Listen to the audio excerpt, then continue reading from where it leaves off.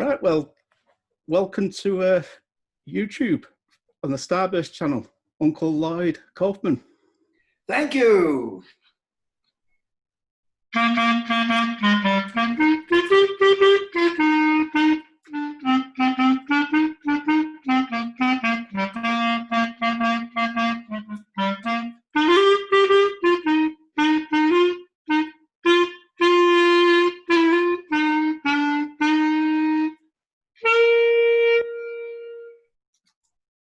You're welcome. Well, that's a very pleasant opening. That's for Starburst. Excellent stuff.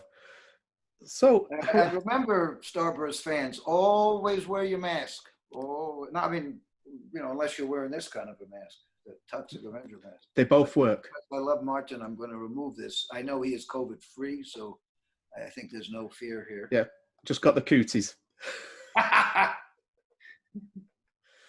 So how have you been during lockdown, Lloyd? Well, I can't say I've been the most jolly person in the world, and the commissioner, who loves you as I do, has taken the brunt of it, I suppose. I think we've all been the same, haven't we? So, you know, it's as you know, it's. But I've had a lot of interviews because Shakespeare Shitstorm had its premiere the other night on Fangoria, on Fantasia, and it seems like it was quite good. They sold out all the virtual tickets, I think 1,500 of them that were available. And so I've been doing a lot of that stuff, but I haven't done one bit of writing, or I'm still kind of trying to figure out what if I do next, if anything. You know, it's getting harder and harder for old Uncle Lloydie to put money together. But, well, you know, if I can find something really exciting, yeah. I think I can get some of our rich friends to give me some money. Well, knowing they will lose it. Don't invest in any of my movies unless you are a patron of the arts. And we did have a few on hashtag Shakespeare Shitstorm. Well, we'll talk about that in a bit. But first of all, one of the reasons we wanted to get with you is because of the rubbish you were going through with YouTube. Yeah, isn't that something? And the miracle of miracles, the power of the people. It's a good lesson. You know, we forget that. I mean, we have protests here, but the Troma fans got together. We suggested a hashtag free Troma's free channel, and then at YouTube, and then hashtag Shakespeare Shitstorm. 2 days later, they took it. They reinstated the whole channel. Excellent. Including the however many, I think 700,000 subscribers. So I think it's thanks to our fans. I guess when most people lose their channel, there aren't hundreds of thousands or millions of people who are going to who could potentially support. And I guess there were enough of our fans protesting that some human being at YouTube must have said, "Hey, there's people over here. They got a couple of thousand protests. Who are these people?" Yeah, it's not looking. I imagine the average individual doesn't have as many followers as we do. So, well, that's it, and it was a kick in the teeth for free speech, really, wasn't it? So. Oh, it's awful. It's horrendous because, as I said, you can go to YouTube and any kind of perversion is there. Pedophile Netflix has put up ads that YouTube loves. For a movie called Cuties, which has little children dressed up in stripper clothes, clearly pandering to pedophilia. That poster had to go through numerous layers of executives at Netflix to get approved. So you know, this is the world we live in. If you're in the club, you know, America's sort of going your way. Britain still has class. Again, it's better than it was, but you still have kind of a class thing going, if I'm not mistaken. And America's now got a bigger, a more powerful elite class, but we're more subtle. We're more subtle because we don't have queen and king to. We can have the powerful white men select a black man from Yale University who's kind of looks white and speaks white, and they'll designate him the new member of the American ruling elite. And one of my daughters worked on a wonderful documentary produced by the main editor of the magazine. God damn it, I'm getting senile. Excuse me. It's a literary magazine, and it's probably the America's best, most serious magazine. It'll come to me, but he produced this documentary showing how slick the American system is and how the elites stay in power, but they let in instead of the babies coming out of one family, the elites like Henry Kissinger and Rockefeller, and it's all part of the Foreign Institute that's here in New York City. Apparently they have massive power, and it's a wonderful documentary, very entertaining. Harper's, the editor of Harper's. It's lovely, and yet it's never been on anything. And we were willing to distribute it and pay a little money to up front. And we met with the guys who made it, and never. I think it was suppressed. I think somehow they must have gotten to Mr. Harper's, because I think he put the money in. They must have gotten to that guy. He was editor of Harper's for, from the beginning. I know, at least 30 or 40 years. Yeah, I think at any rate, we have a slicker system than you guys, so there's less. It's less obvious. Yes, it's more. And then you wake up one morning and net neutrality goes away, which is going away right now. And you wake up one morning and you've got the son of so and so becoming the whatever. Yeah. You've got the head of the drug FDA, Federal Drug Department. He goes into one of the big pharmaceutical companies, and the labor leader, the labor who's supposed to work with the labor ends up going working for a giant company, or vice versa. It's a club. It's a bureaucratic elite, the Congress, who go in poor and come out millionaires. Most of them, maybe 2 or 3 right now, are actual public servants. The corporate side and the labor side. Labor leaders here get huge salaries and all sorts of notorious side perks like bribe. Yes. So those 2 elites have a revolving door, and of course our industry and your industry too has become so homogenized and consolidated. And that, together with the ignorance of the American public, because our educational system has been totally abandoned since World War II. So you have a nation of very ignorant people, and they buy this bullshit from Trump and Biden, and they're all half crooks. They're all sleazy. So we're in a mess. We have these stupid people who don't know how to just how to make an argument. They don't know how to debate. They don't teach that in the schools anymore. They don't teach civics, social studies. You're not allowed to read Tom Sawyer, Mark Twain. You're not allowed to read Henry Fielding. You're not allowed to. You basically can't read anything. Yale University tells its students, and this was a big inspiration for #Shakespeare Shitstorm. Yale University sends a letter to all the students advising them on what not to wear for Halloween. Now, these are supposed to be the smartest students in the world. And I wouldn't say that based on what I went there, so they're definitely not the smartest, but they're up there. And you'd think they could decide on a Halloween costume. The university says, don't wear a Mexican hat. That kind of stuff. Don't appropriate culture. And Yale has become this real fascist. I don't know. There's just, nobody can say anything without mobs of politically correct social justice snowflakes. They forced out a very good Nobel Prize winning scientist who had written a best-selling book too, and his wife, because they wrote an open letter suggesting that Yale shouldn't be telling people how to dress. and they got mobbed. They went out to outside where they were living, and there was this mob out there of students, and all yelling at them, not even trying to listen to them. The guy, he's 60 years old, and he's trying to and he was the dean of we call them colleges. They're residential colleges. They're basically very nice dormitories. And he was the dean of one of the residential dormitories, residential colleges. And Silliman was, and he went out into the courtyard, and there were a couple of hundred of these idiots screaming at him. And one of them said, and they were saying, we want I want basket weaving, and literally, and I just want a home. That was the best one. I just want a home, right? You're getting a free ride. Shut up. So that was a big deal. When I saw that, I stopped contributing to Yale. I gave them 15,000 big ones for, and we don't have any money really at Tromaville, for my 50th reunion. And and every day I get something from Yale, hoping I'll die and leave them some money. And I sent them a note saying, that's it, folks, you'll never see another dime from me. I'm an old fogey who believes in free speech.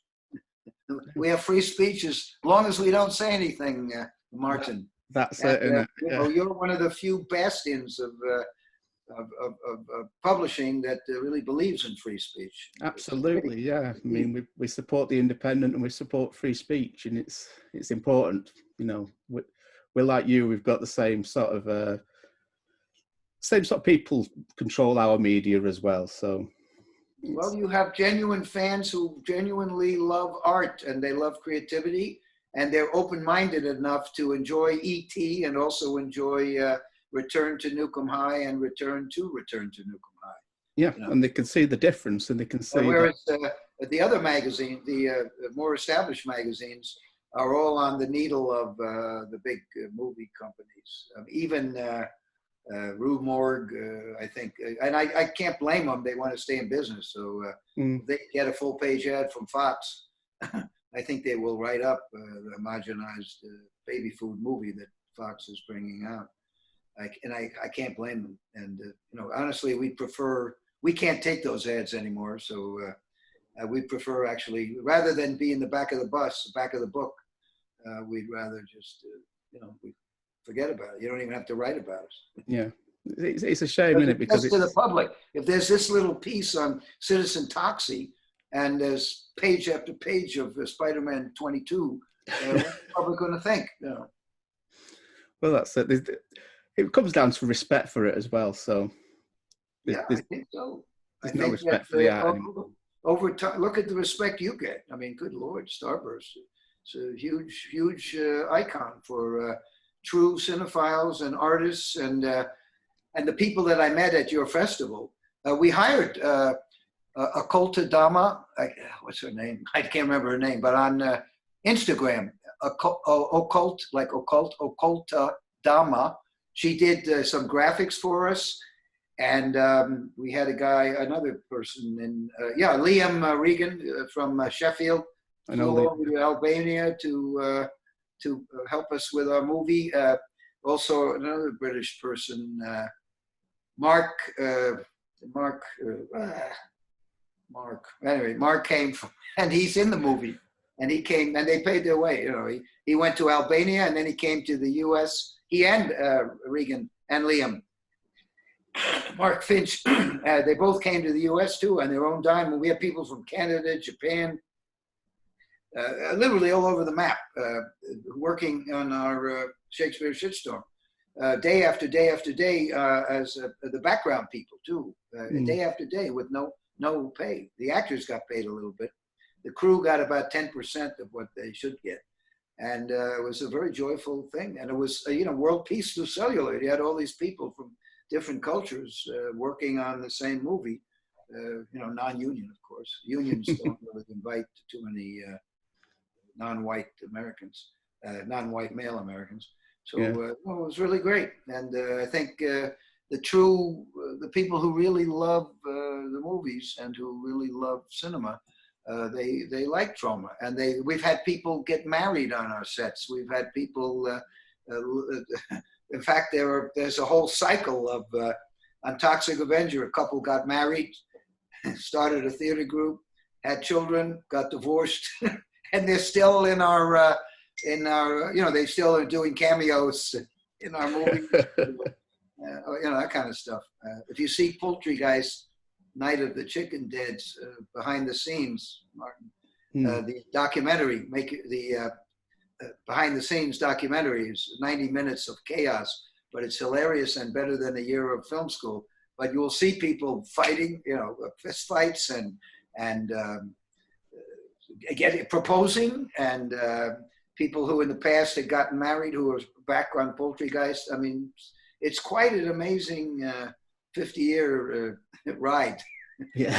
And we're totally thanks to our fans. And here with YouTube, my gosh, you're the first to know about it. But I woke up this morning with a note from my assistant, Tom, who you know, saying, whoa, Troma's back on YouTube, and all the whatever, how many hundreds of thousands of you know, subscribers are there with the 300 free movies. So we are moving out of there, though. We could see it coming 3 years ago, and that's when we set up Troma Now, which is our digital. The first month is free. Watch.troma.com, and the fans have been joining that. And we're getting an app very soon, so that it won't just be a website. Watch.troma.com. That's how you can get on and join. First month is free, so you can see everything in a month, perhaps. And is that available worldwide? And, there's comic books and music videos and about 1,000 different movies. And we're a week away or so from the app, which made by a fan, because Vimeo wanted us to pay $30,000 for them to create the app. Originally, we could get we were YouTube, we were Roku accessible. We were accessible through Roku, and then YouTube, after a couple of years, YouTube said, "Okay, good news, you got to have an app and $30,000 or you can't be on the. We can't give you Roku anymore." So you know, YouTube is owned by a big, a very giant, a very big. One of those Barry Diller or something, you know, one of those big guys. I mean, is it Google, isn't it? It's all about money, money, money, money. They don't care. Yeah. There's no interest. But luckily, we have a fan who's just about finished, and I think in a week we're going to open Troma Plus, and then the people on Troma Now can migrate. We'll migrate them over to Troma Plus, and hopefully that'll be much better for everybody. Excellent.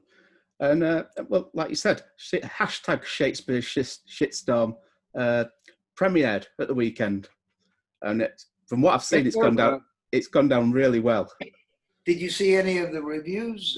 I did. I reviewed it myself because I watched it at the weekend, and I absolutely loved it. Hey, great! Well, thank you. Wow, that's great. Hopefully, you don't mind if we have a website hashtag. It's not hashtag because you can't use hashtag for URLs. But Shakespeare Shitstorm. I'll make sure that the web monkeys put yours first. That's wonderful. Thank you so much. No, I absolutely adored it. It was. Send it to us. I don't know. You tagged into it on the Twitter, so. Oh, okay. I'll find it and we'll get it to. But you were probably inundated with them all. Yeah, the last couple of days, very busy. And it's all been good. I've seen nothing negative. No, exactly, and it makes a change. Yeah, it's nice. It's wonderful. Let's hope that we can slowly build it. Mutant Blast, which is a great film, had 2 good weeks in Laemmle theaters in Los Angeles, and then COVID. We had to go. You know, they had declared the lockdown, so we all had to leave, or we'd be stuck in LA forever. So, and it was going to open in Mutant Blast was going to open in New York April 3rd, but of course all that's dashed. So hopefully when this is over, we bring Mutant Blast back. But we did put up Mutant Blast to thank our fans on Troma Now, and you can see it there. I think you can rent it for $2 or something. It's not much, and it's very good. And the Portuguese government gave us half the money. So look at that, community standards. Yeah. Gets money, an American production gets money from a Portuguese government with Troma's name in there. The guy who directed it is named Fernando Ale. He made The Banana Motherfucker, which is hilarious, his first film, and it's on Troma Now. And then he worked on Return to Nukem High and Return to Nukem High, which I believe you had the British premiere. We did. And thank you very much for that, Martin. And then he came over to work on, he came over to work on Return to Nukem High and Return to Nukem High. Paid his own way, slept on the floor with the rest of the gang, and was great in the special effects department, and wonderful guy. So he wrote a script. They said it was good for Troma. I read it. He was willing to put my changes in. Not all of them, but I believe in the director's event. So if he didn't approve, I let him have freedom. And it's a wonderful film. It's in the Portuguese language with Portuguese subtitles. Do you think anybody in America would do that? That didn't have to?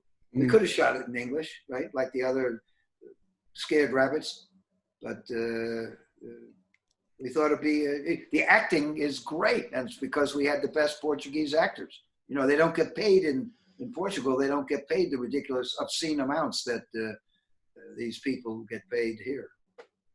Absolutely. Well, and the new film, hashtag Shakespeare Shitstorm, is, as you was talking earlier about the way things have come with free speech and things like that, and people being told to do things. It's full of that, and it makes the point perfectly by setting it to Shakespeare.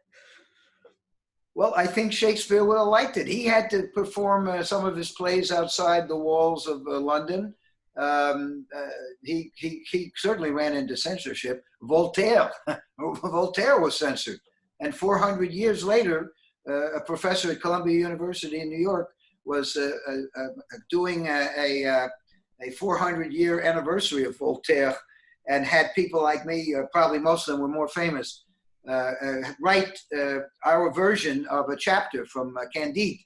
And I did chapter, I think it was 16, where Candide is in the jungle, if you can still say that word. And I put in Obama and the issues. This was when the Muslim thing was real big. It was around the time, right after 9/11. And the New York Public Library censored me. And there was no bad language in it. It was funny as fuck. The professor loved it. And so 400 years later, the modern version of Voltaire's 16th chapter gets, they just kicked it out. They didn't even use it. They used nothing. And it's up on my personal fan site, if anybody wants to read it. It's in Lloyd's Roids on my LLOYDKAUFMAN.com. So you can read it. I mean, it's totally benign, other than it deals with some modern day themes in what you call a satire, which I think is Voltaire's bailiwick. Yes, and people don't like satire anymore. You're not allowed to peek behind the curtain. Trey Parker and Matt Stone, right? They did Cannibal the Musical, which we helped them with, and single-handedly revived American satire with South Park. Unfortunately, I think they're getting a little bit censored too. I think they've had to watch a bit now. Yeah. I know they pulled some. Trey told me they pulled some a couple of episodes because they were worried that people were going to injure the people at Comedy Central, which isn't that awful that you'd be scared of a serious artist. I mean, they're real artists. They're wonderful, and they get away with a lot because they use cartoons. Basically their first 2 seasons, everything in their first 2 seasons seemed to have come out of a Troma movie, and except they're cartoons, and we are real people in ours. So it's I think much more accessible in the car. And you watch Family Guy, and holy cow, the stuff they've said on Family Guy. I've said 1 or 2 things like that, and we almost lost the whole company. Yeah. I mean, it's a shame because the Troma fans, we would have been. I've been canceled more than once, but the Troma fans fight back, and they pound one of the QAnon people went after me, and the Troma fans, one of whom is named Fire Herpes, went after the guy. He has a big following, and what he does is he makes up fake stories as truth, and he has hundreds of thousands or millions of followers on YouTube. And he says things like,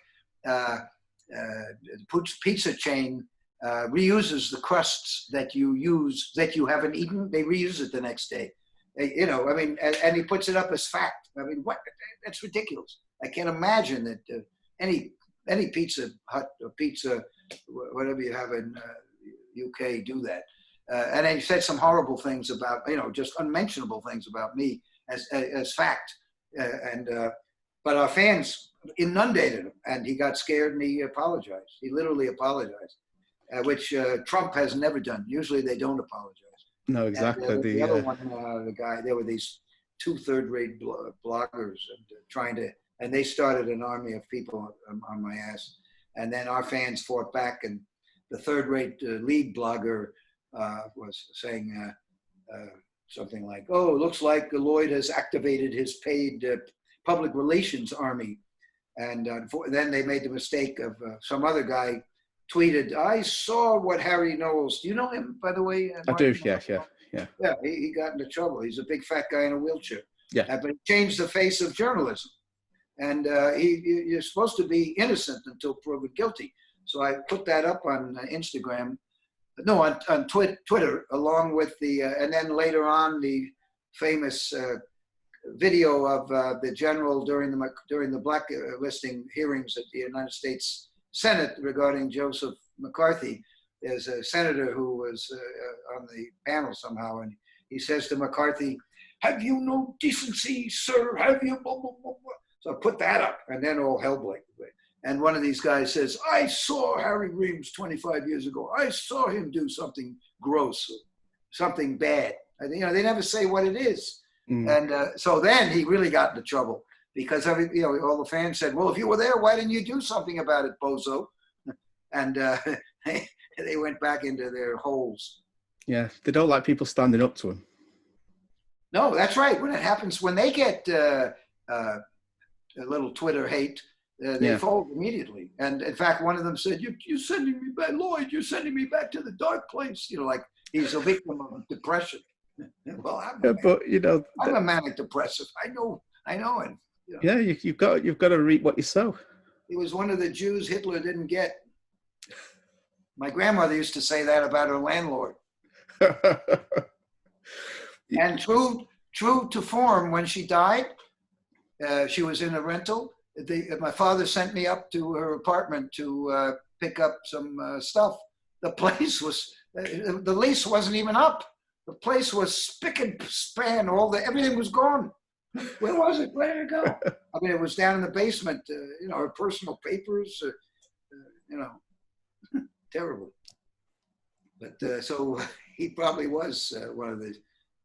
My grandmother used to call him kikes that Hitler didn't get. And she was Jewish, obviously. Yeah.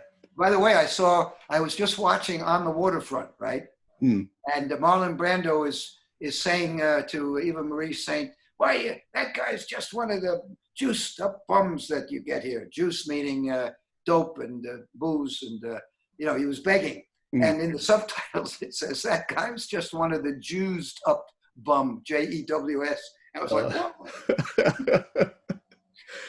Well, you could be triggered there. Yeah. Oh, they're coming for us. Don't worry. They're going to come. Both sides are going to go after the poor Jews. I see it coming. Well, what was the best bit of filming Shakespeare's Shitstorm? That's a very good question. I think the experience of being the first narrative film in Albania was quite exciting. It was a big, pretty good sized crew. The Navy, the Albanian Navy gave us the big ship for free, and they want people to, they see what's going on in Bulgaria and Romania, and they would like to start a film industry, but the mainstream of chicken shit for the most part. And so we were the first, and they gave us, they did all the whale CGI. We were there for about 8 days, 10 days, and they all were Troma fans except one young guy. One old guy. Sorry, there was one old guy who looked very much like Dustin Hoffman. He didn't speak English, so I don't think he knew who we were. But after hashtag Shakespeare's Shitstorm, which was, we're $500,000, there was a much bigger film that came in, a $5 million film. And the producer, the same producer, Justin Martell, told me that the crew said that I was an artiste in this other one, Axe, the other one. So that made me feel good. And of course, just the idea that people even know Troma. You know, we've never. The only reason people know us over there is piracy. Mm-hmm. We have no distribution. We have no distribution in most of the world. Is that something you're still sort of begrudgingly accepting of? Well, they were totally enthusiastic. I mean, they love Troma. And the problem is they get the movies for free. What are you going to do? But again, we're artists. You know, I'm content. I just want this stuff to be seen. If I was really, I do hate the Chinese. I majored in Chinese studies, and I'd hoped that it looked like China was going to emerge into a somewhat fair and open socialist society. But it's gone into being a dictatorship full of genocide and sexism and torture. And I used to go there a lot, and Shanghai gave me a couple of very good retrospectives, and not in the last 15 years, but I will never go back, not a chance. And it's horrible. And I resent very much the fact that every movie we have is on the streets of people keep sending me DVD boxes and Blu-ray boxes that look better than the Troma Blu-ray boxes that are bootlegged with better menus. I've got something very humorous up on YouTube that made fun of them. But, you know, it's really disgraceful, because I wouldn't mind it if the peasants were getting the money, but it's all these military and political elites who own the factories and who own the distribution companies and who own the streaming services in China. So, you know, and they make a big noise with the majors about, you know, paying Disney and paying Paramount and paying, you know, those guys get the money. And those guys are also censoring their movies for the, they're doing the same thing they did with Adolf Hitler. The only one that didn't do it with Adolf Hitler was Universal, the Laemmles, who are still running Laemmle Cinemas. And Greg Laemmle's, what a nice guy. He's the only chain in the country that I know of that plays movies still. All the other theaters that'll play my movies, we get in for one night or two nights or midnight, you know, whereas Laemmle will give you a shot. And we have one theater in New York that'll give us a shot. Give us at least a week, and if it's decent, they'll hold it another week and see what happens. Well, that's it. The rest is just, you know, in and out. Yeah, it's owned by the same people, like we were saying. Yeah. That's a big problem. Yeah. So you know, the fans book us right now. The fans are booking us into drive-ins. We got a nice sold out weekend. The 20th Troma Dance Film Festival occurred in a drive-in in Pennsylvania, because we certainly couldn't do it in New York. It was huge. They had people cosplaying. They had over 100 people sleeping in tents on the grounds. Totally sold out, and everybody had a great time. They had a great Toxie who had his own mask and uniform, and there were merch tables. It was a real Troma Dance weekend. A lot of filmmakers there, and a lot of new non-Troma movies, which is the purpose of Troma Dance. It's a festival which we started when we went to Troma Dance with Trey Parker and Matt Stone 20 years ago, and were badly treated. So we set up our own festival where you don't have to pay to have your movie turned down like you do with mainstream festivals. You can submit your movie for free. You can come in and watch the movies for free, and no VIP policy. So one year Mickey Rourke showed up. You just had to wait to get in. You know, they're nice, your celebrities. The ones who like us, they understand. They want to be part of it. They don't want. They want to. You know, they want to have some roots. You know, they want to be real every once in a while. That's it. I mean, it's all about fun at the end of the day, isn't it? So. What's that? It's all about fun at the end of the day. Yeah. Well, yeah, absolutely, and art and goodwill and. Love, truth and love. You know, I think that's really where it's at. You know, after 75 years, you know, I feel stronger and stronger in that. The truth, you know, you don't have to lie about, well, our movie made 60, 100 million, blah, blah, blah. I got Paul Newman, I got Tom Sawyer, or whatever his name, Tom Cruise. You know, you go somewhere to a cocktail party in LA. How you doing, Joe? Oh, I got, I just, we got, you know, Tom Cruise is going to make my next movie. You know, how they doing, right? Hey, I've got a basil here. You know, that's how I'm doing. I got to have a shoulder thing. I don't want to vote for either, settle for Biden or Trump. I want to vote for Bernie and Elizabeth, which I can't do. Or I guess I can write them in. You know, it's sick. And of course, you know, the movies are, in most cases, unfortunately, are baby food, or in the cases of the more popular independent movies that get lauded by Toronto and Sundance and Cannes, they come in through the doors of the vassals of the majors, and so they're acceptable political correctness. You know, it's acceptable. You're not going to see anyone with a black man's penis walking around like I did. Sorry, that was a spoiler. That's very much a spoiler. That didn't happen, everybody. That did. That's just I'm sky high on cat tranquilizer, so don't listen to anything I say. If nothing else, that's going to make them want to see it.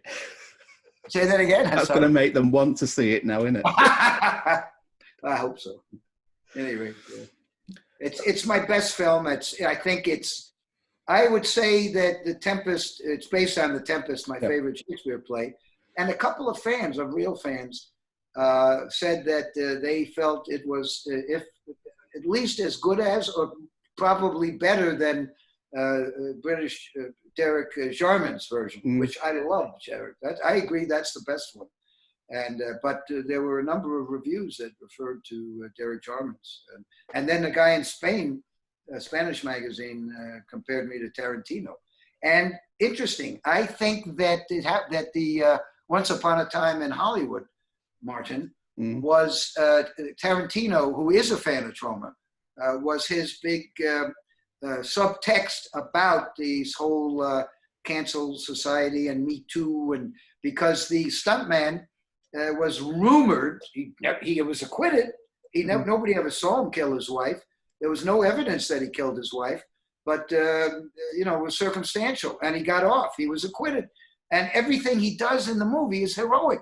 He doesn't have one sleazy moment, and so I think that has a lot to do with the Tarantino's sense of hashtag Shakespeare Shitstorm. Sorry, of the hashtag Me Too society, and how it went too far when it kicked out one of our best senators, and has ruined the careers of quite a number of very fine comedians. Yeah, it's one thing being right about things when people have done something wrong, but it's another thing just to knee-jerk about everything. So I was very flattered when this guy in Spain, in Spanish, somebody sent it to me and I translated it. In fact, the author of hashtag Shakespeare Shitstorm, Brandon Bassam, very talented, produced his next film called Slashing the End of the Beginning. And he's very good, very funny, very amusing, very nice. He's a professor at the, not Second City, the brigade, something brigade. I've done a couple of sessions there. Upright Citizens Brigade. And he says that academy is infested with political correctness to the point of fascism, that you know, students complain if he uses a word, they say he triggered them, and all that. He's getting that kind of stuff. And whoa, you know, when you have to put a warning on Gone with the Wind, you have to put a warning on Gone with the Wind. Oh my God. You know, we all know it's all wrong. We all know it's not acceptable to be like that, but this is historical documents. People want to get things now, not by saying please and thank you, or by hard work. They want to get what they want by being outraged, and they get it. They get it. I mean, right? I'm scared every time I say anything. I'm like, hold it now, be careful now. What did I say?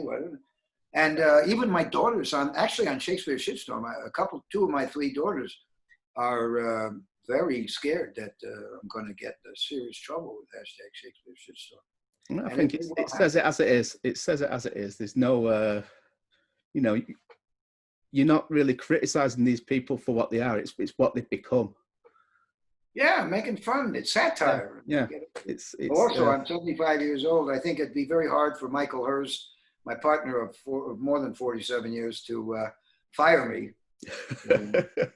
You know, but yeah. I mean, the problem with getting blacklisted and that kind of stuff is, you know, people they throw eggs at your house and go out. You know, actually, they've gone after my kids, the right wingers. When those hateful guys that retreated into the shadows of darkness, they actually, our youngest, they found the address somehow of our youngest daughter and published it and lied about Podesta. John Podesta is Hillary's head of. Somehow they linked me to Podesta, who they linked to Hillary, who they linked to Pizzagate or something else. Hey. And luckily it stopped. But you know, when they go after the family, you know, really that's pretty low class. It's a strange world. It's a strange world. And I feel bad, even though I know I'm right. I feel bad if there's any repercussions with younger, you know, with my kids or anything, who are trying to have careers. Stupidly, they've picked careers that are related to. They're in two of them are in the film area, and one of them works for a satanic company. What do you think is the most satanic company in the world? I even made a documentary about a 10-minute documentary about them and YouTube. Amazon. Yeah, all right, yeah. She's working for Amazon, but she's working in a department that is looking at startups, at young people who have new ideas, new inventions. Sounds very, very nice. She started something called Kit Split, which is a peer-to-peer platform for film equipment. So if you own a camera but you don't use it all the time, you put it on that platform for free, and then I may come along and need the equipment and I'll rent it from you, but I'll save about 80%. And hashtag Shakespeare Shitstorm, I think it's the best looking movie we've ever made. Absolutely. And it's all equipment from kitsplit.com, KITSPLIT. She's still the majority shareholder, but she moved on and she stepped away. She's really interested in the environment. She wants to devote her career to making money by being green. You know, ways to stop oil and plastic and McDonald's, and try to make life green, save the world, basically. You know. Yeah, which is a good old-fashioned concept. Yeah. So you know, good for her. And they're all in hashtag Shakespeare Shitstorm. Even my grandchildren, the baby who gets the 3-year-old or 2-year-old who gets splattered with the blood when the mother shoots herself at the beginning of the film. His grandchild. I was going to ask so about far, that. Child Services hasn't contacted us. Yeah. It's a great moment, though. It's a great scene. It worked out incredibly well. Absolutely, and she's okay. Nothing happened. You know, she's an amazing actor. Fine. Spanked. Right, well, I think I'll let you go. It's been thank you, Martin. It's been amazing. I'll play you out as always. I'll play you out. I've been criticizing my native land, so at least I can say it. I don't think the place is, but at least you can say stuff here. But unfortunately, now you really can't say anything.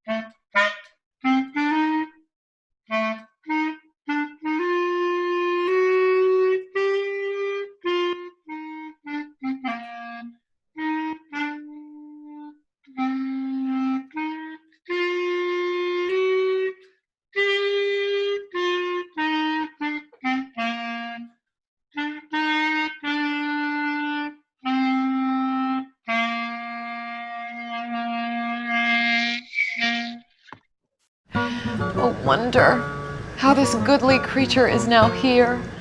How beauteous mankind is, oh brave new world that has such people in.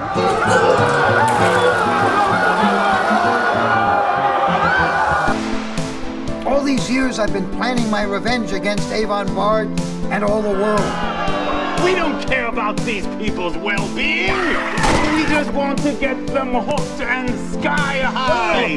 Then have them repeat until they up and die. It's whales. It's time to fuck shit up.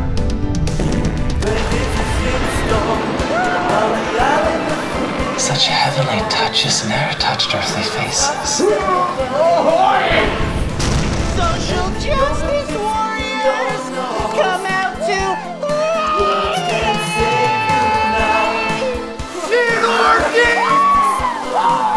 Suck my balls.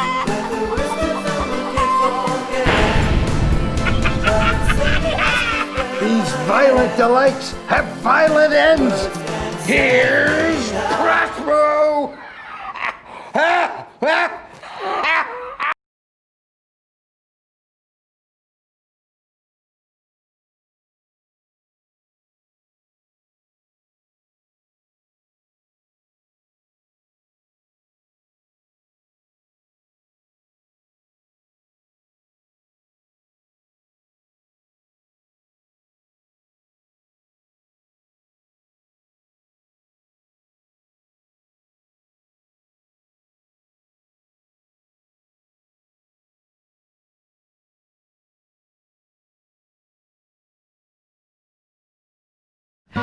Oh, wonder how this goodly creature is now here. How beauteous mankind is, oh brave new world that has such people in.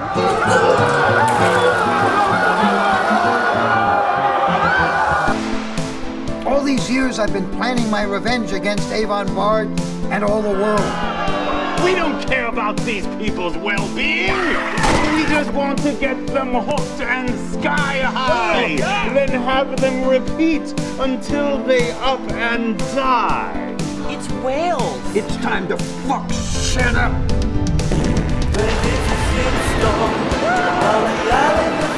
Such heavenly touches ne'er touched earthly faces.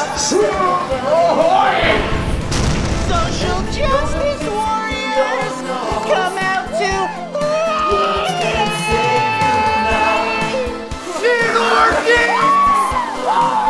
Suck my balls.